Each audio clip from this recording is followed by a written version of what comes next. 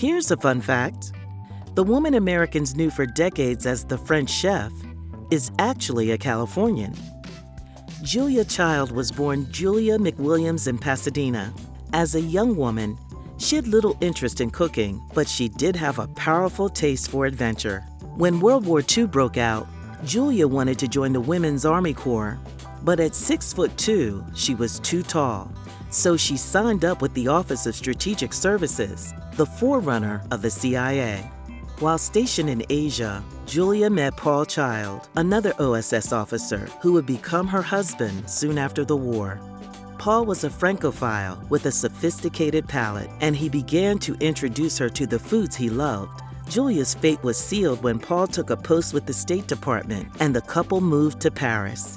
To keep herself occupied, she began taking cooking lessons. In 1951, she graduated from Paris's famous culinary school, Le Cordon Bleu.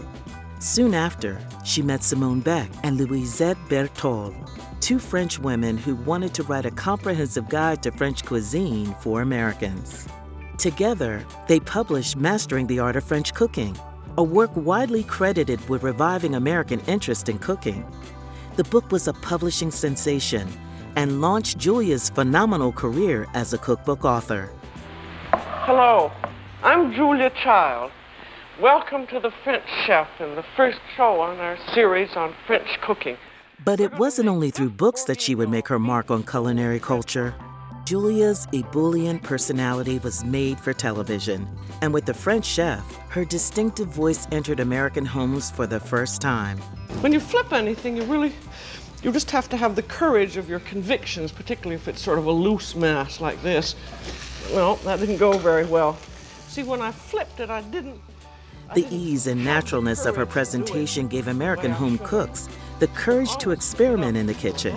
Julia Child presents The Chicken Sisters, Miss Broiler. Julia would remain a ubiquitous part of the television landscape for decades to come. And old Madam Hen. Her long string of television programs would win numerous Emmys and a Peabody Award.